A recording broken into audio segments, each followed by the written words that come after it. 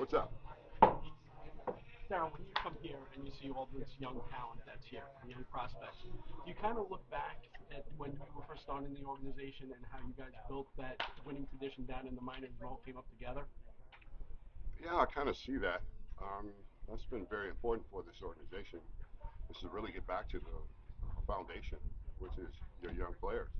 And if you get back to developing your young players, you will have success because now you develop them the right way, in the right way, not right away, but in the right way,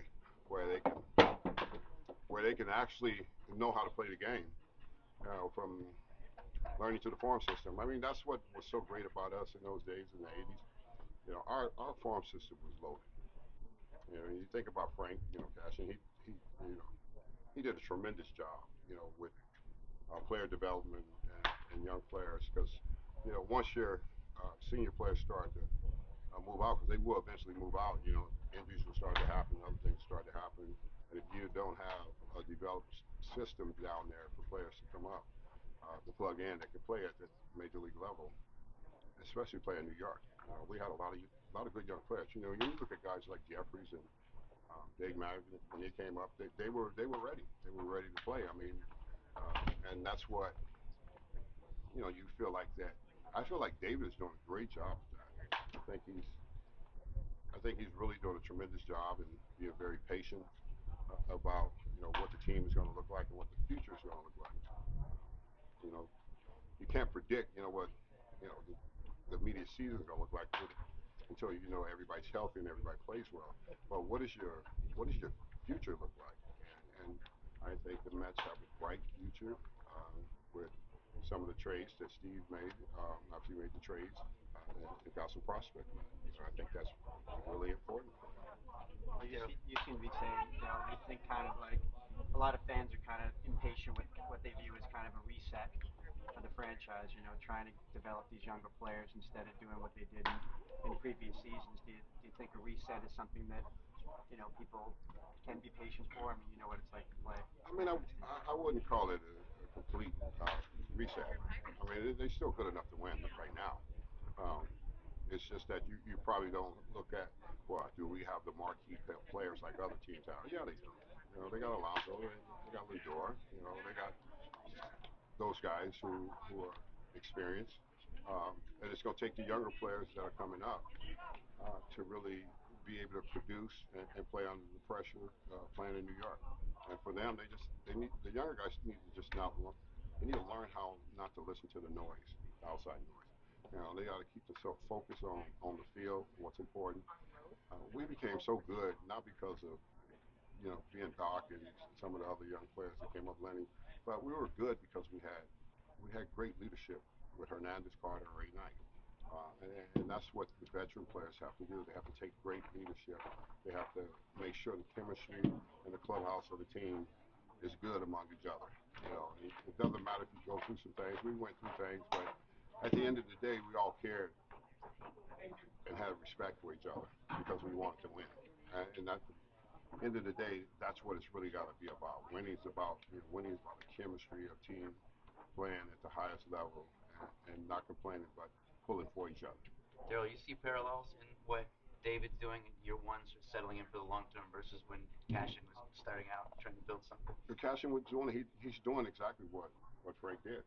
When you look at it, when I look at some of the things he's done this off season and the way um, most want to criticize him and saying, well, he's not doing a good job. He's doing a good job because he's looking at the future of the New York Mets. He's looking at the talent, and he's looking at the current team right now, what the needs are, uh, which is good because your owner has a lot of money, but he's not throwing it away. If you're going to invest it, invest it in the younger players. And I think that's what Frank really did. He invested in all the younger players and developed it. He gave them time and have patience. Still, why we have players that were still playing at the highest level. They still have the players who play at the highest level, but the upside of the organization is what really counts. And if they can, continue to go in that direction and just don't, just throw money away just to throw it away and say, well, we want to win now. But if they do what they're doing now, they'll be in the race like the Atlanta Braves are and other teams are that are young, and they'll be contending with those teams. If they do it the smart way. I mean, baseball's different now. You have to do it a different way, and it's all about really young teams, and it's all about tying your young players up and getting them for a long time and being able to keep them, for a long period of time. You mentioned in your retirement the Zoom about you wish you knew now what you knew then, and you wouldn't have left as a free agent. Pete's going through the same thing right now with free agency approaching. If he came to you for advice, what would you tell him? I would just tell him to focus on what he has to do this season and have fun. Um, the door's going to be open. The opportunity of staying in New York would be open. The opportunity in New York was not open for me to stay. I think the front office and people here do like him, and you have a big year, and now they got to open up their hands to you, and that's all it is. And he's a baseball player, and he knows what he has to do, and you know, just remember have fun. Don't put pressure on yourself. Just go out there and play. They told me, when I got to that point, they said, well, you need to have a good season. I had a good season, and then we didn't even talk. So, and that opened the door, and hopefully he has a great season, and it opens the door for them to talk and put something together, to keep him, with the club. When you were a young player, even before you were in the majors, what do you remember taking away from spring training, from being in Bigby's camp the first couple of times? Um, just the guys, just the older guys, and watching them, and how veteran players go about their business. Once you kind of get set in the game, you know how this works. I think a lot of young players um, don't actually know. They think they do, and don't know how to handle, when you go through some really tough times. Um, you can learn, from older players, what it's like to go through a tough couple months, and how do you adjust, and how do you do this, and but you have to ask questions, and I think that's what older players have to learn how to do. I don't think they have to do it all on themselves, Or, like I said, the talent is here. I think they have more talent than they've had in a long time. And that's really good. That reminds me, like I said, what it looked like when we were coming through, and I was a veteran player, and the young players would come up, and they would ask a lot of questions. Well, how do you do this? How do you get to this level of playing? How do you be consistent? And you tell them it's just the little things about this game. It's not big things.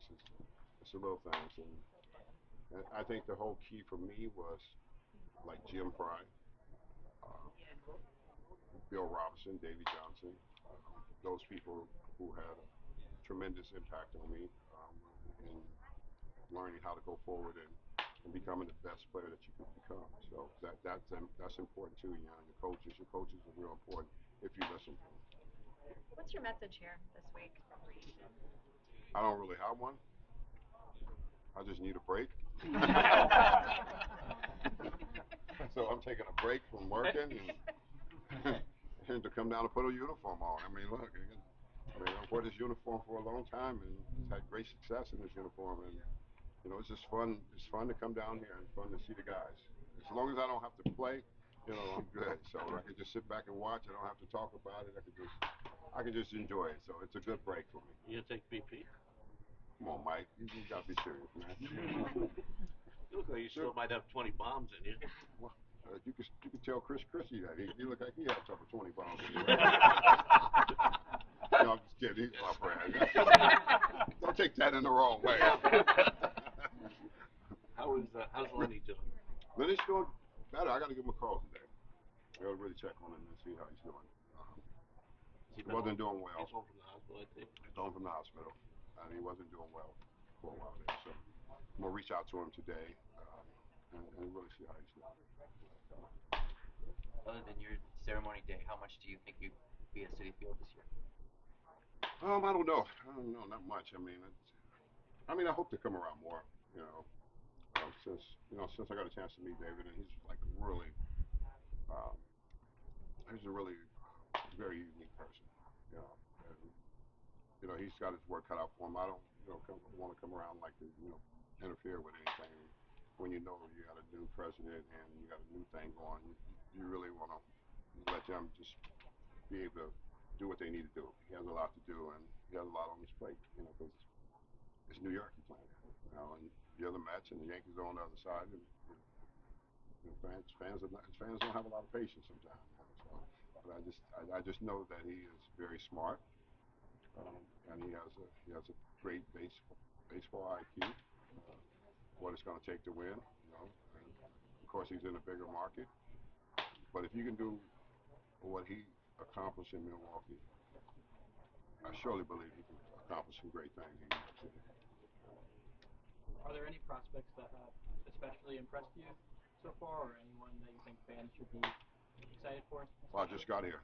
I mean, my second day, I really hadn't seen a game. I can only tell, from seeing. But I know they do have some. I saw some of the young prospects last year when I went down to a couple of the facilities, AAA, AA, and you know, they they have some kids that are at the door right now uh, that are here, and they need to kick through the door.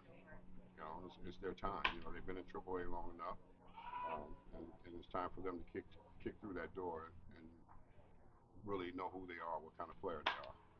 It's that time for them. They've had the ups and downs, but I think this year is the time that they need to kind of like mature a little bit and really kick through that door. And the younger players are just like I said, they really are good. They got some young players that can run, that can go first to third, that can steal bases. And you hadn't seen that in this organization in a long time. Since Jose Reyes and David Wright, those guys came to the organization. And they got some young players that are just like that, and that could do more things than just hit the ball at the ballpark. Because you're going to need other kind of players that could do other things to really help you get to that next level. Because that's why we were so good. Because we had guys like Lenny and Wally and Mookie.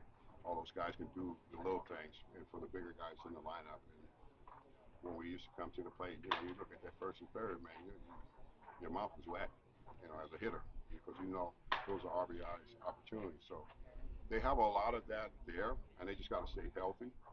They got some new players coming over, and they stay healthy, and hopefully they just have fun. New York is fun. Of course, they got to deal with the media. You can't run from that. Just come out and talk crazy if you like, whatever it is. Just say something. That works. Well, you guys wasn't around, but Can you do the media training, Sharp? I know it's different, right? Yeah.